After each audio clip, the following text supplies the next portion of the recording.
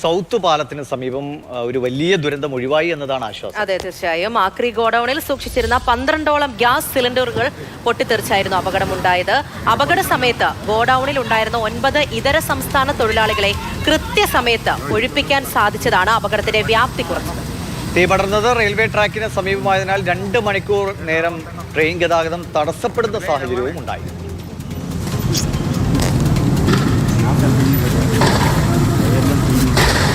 வண்டி வேறு பத்துச்சுன்னா அவ்வளோதான்.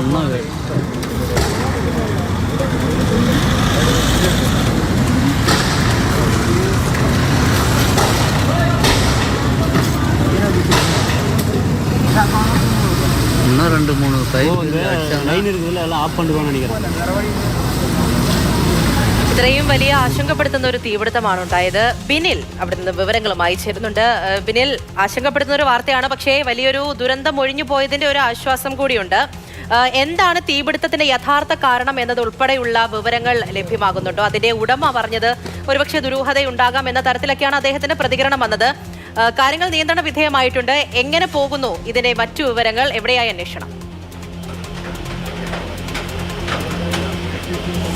ഇനി തീപിടുത്തത്തിൻ്റെ കാരണമാണ് കണ്ടെത്തേണ്ടത്. ആ കണ്ടെത്താനുള്ള പ്രാഥമിക പരിശോധന ഇപ്പോൾ ഫയർഫോഴ്സിൻ്റെയും അതോടൊപ്പം തന്നെ ഇലക്ട്രിക്കൽ ഇൻസ്പെക്ടറേറ്റിൻ്റെയൊക്കെ തന്നെ ഭാഗത്ത് നിന്ന് ആരംഭിച്ചിട്ടുണ്ട്. നമുക്ക് കാണാം, ഇതൊരു സി ഷേപ്പിലുള്ള ഗോഡൗണാണ്.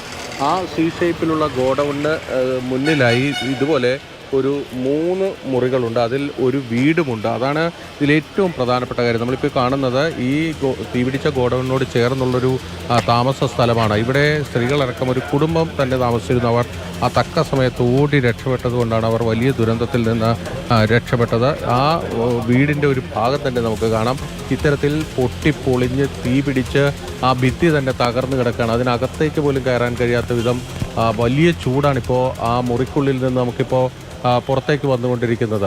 ഇവിടെ ഇപ്പോഴും തീ നിയന്ത്രണ വിധേയമായിട്ടുണ്ടെങ്കിലും മഴ പെയ്ത് കൊണ്ടിരിക്കുകയാണ്. ആ സമയത്ത് പുക ഉയരുന്നുണ്ട്. ഇടയ്ക്ക് ചെറിയ തോതിൽ പ്ലാസ്റ്റിക്കുകൾക്കിടയിൽ നിന്ന് വീണ്ടും തീ ഉയർന്നു. ആ തീയെല്ലാം ഫയർഫോഴ്സ് ഇവിടെ തമ്പടിച്ച് തന്നെ നിൽക്കുന്നുണ്ട്. അതുകൊണ്ട് തന്നെ അവർ ആ തീ ഉയരുന്ന സമയത്ത് അപ്പോൾ തന്നെ അത് അണയ്ക്കുകയും ചെയ്യുന്നുണ്ട്. ഇതിൻ്റെ ഏറ്റവും പ്രധാനപ്പെട്ട ഒരു വസ്തുത എന്നത് ഇതാണ്. സൗത്ത് റെയിൽവേ സ്റ്റേഷനിലേക്ക് പോകുന്ന പ്രധാനപ്പെട്ട റെയിൽപാത, ആലപ്പുഴ ഭാഗത്ത് നിന്ന് വരുന്ന ട്രെയിനുകൾ കടന്നു പോകുന്ന റെയിൽപാത. ആ റെയിൽപാതയും ഈ ഗോഡൗണും തമ്മിലുള്ള അകലം ശ്രദ്ധിച്ചാൽ തന്നെ നമുക്ക് കാര്യം മനസ്സിലാകും. ഇത്രയും തൊട്ടടുത്താണ് ഈ ആക്രി ഗോഡൗൺ ഉണ്ടായിരുന്നത്. അതുകൊണ്ടാണ് ഇവിടെ തീ പിടിച്ചപ്പോൾ ഇത്രയും വലിയ പ്രശ്നമായി അത് മാറുകയും ട്രെയിൻ ഗതാഗതത്തെ അടക്കം സാരമായി ബാധിക്കുകയും ചെയ്തു. ഇത് ഈ ഗോഡൗണിൻ്റെ തൊട്ടടുത്തുകൂടി തന്നെയാണ് ഇലക്ട്രിക്കൽ ലൈനുകളൊക്കെ കടന്നു പോകുന്നത്. അതിൽ നിന്ന് ഷോർട്ട് സർക്യൂട്ടിനുള്ള സാധ്യതയും ഇപ്പോൾ സംശയിക്കുന്നുണ്ട്. അതാണ് ഫയർഫോഴ്സ് ആദ്യം വ്യക്തത വരുത്താൻ ഉദ്ദേശിക്കുന്നത്. ഈ ഇലക്ട്രിക്കൽ ലൈനിൽ നിന്ന് തീപിടുത്തം ഉണ്ടായിട്ടുണ്ടോ എന്നതാണ് പരിശോധിക്കുന്നത്. വർഷങ്ങളുടെ പഴക്കമുള്ള ഒരു ഗോഡൗൺ തന്നെയാണ്. ഇവിടെ നമുക്കിവിടുത്തെ തെങ്ങ് കാണാം. തെങ്ങ് പൂർണ്ണമായും കത്തിക്കരിഞ്ഞ നിലയിൽ തന്നെ നിൽക്കുകയാണ്.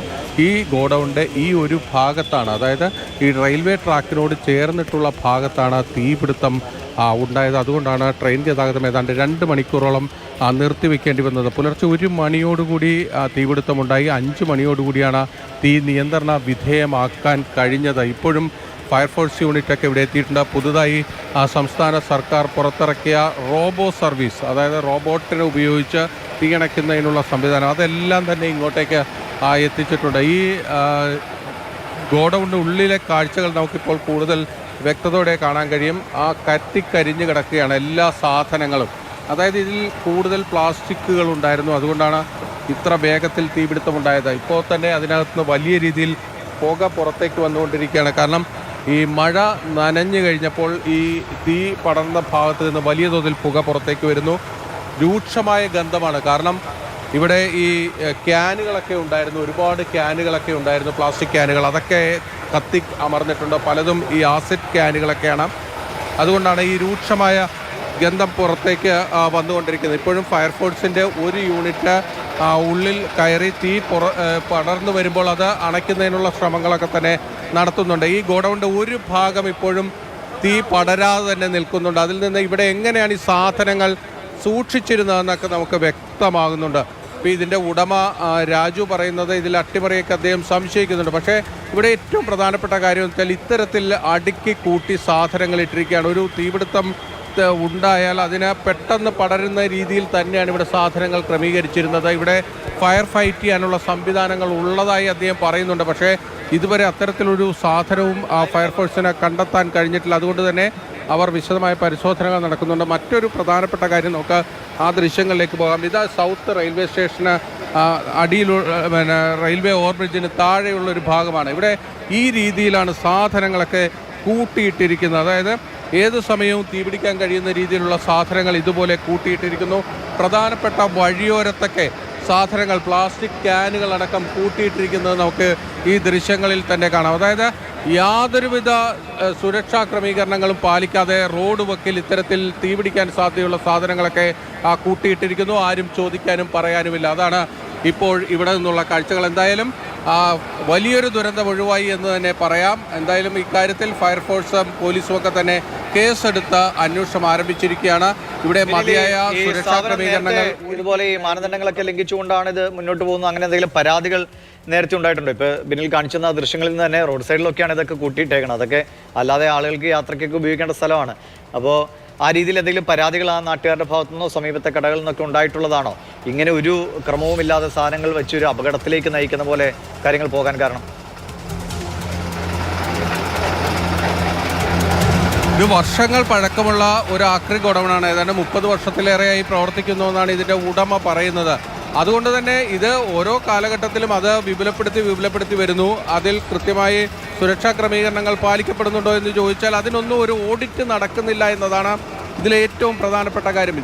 ഇവിടെ കോർപ്പറേഷനുണ്ട്, മറ്റ് സുരക്ഷാ സംവിധാനങ്ങൾ പരിശോധിക്കാനുള്ള സർക്കാർ ഏജൻസികളൊക്കെ ഉണ്ട്. പക്ഷേ അവരൊന്നും കൃത്യസമയത്ത് ഇതിലൊന്നും ഇടപെടുന്നില്ല എന്നത് കൂടിയാണ് നമുക്ക് ഈ കാഴ്ചകളിൽ നിന്ന് തന്നെ വ്യക്തമാകുന്നത്. ഇതിപ്പോൾ കൺട്രോൾഡ് ആയോ സാറേ? കൺട്രോളായി. ഇപ്പോൾ എന്താ നമ്മളിപ്പോൾ ചെയ്തുകൊണ്ടിരിക്കുന്നത്? അതെ, നേരത്തെ ഇന്നലെ വർക്ക് ചെയ്തതിൻ്റെ കുറേ പുകകളുണ്ടാവും. പിന്നെ ഈ വെള്ളം അടിച്ചതിൻ്റെ പുക അതേ ഉള്ളൂ. അത് ഈ ഗോഡൗണിനുള്ളിൽ ഫയർ ഫൈറ്റ് ചെയ്യാനുള്ള സംവിധാനങ്ങൾ വല്ലതും ഉണ്ടായിട്ട് അറിയാമോ? അറിയില്ല. ഫയർ ഫൈറ്റ് ചെയ്യാനുള്ള സംവിധാനങ്ങൾ ഈ ഗോഡൗണിൽ ഉണ്ടായിരുന്നോ എന്നത് ഇപ്പോഴും വ്യക്തതയില്ല. അക്കാര്യങ്ങൾ തന്നെ ഫയർഫോഴ്സ് പരിശോധിച്ചു വരികയാണ്.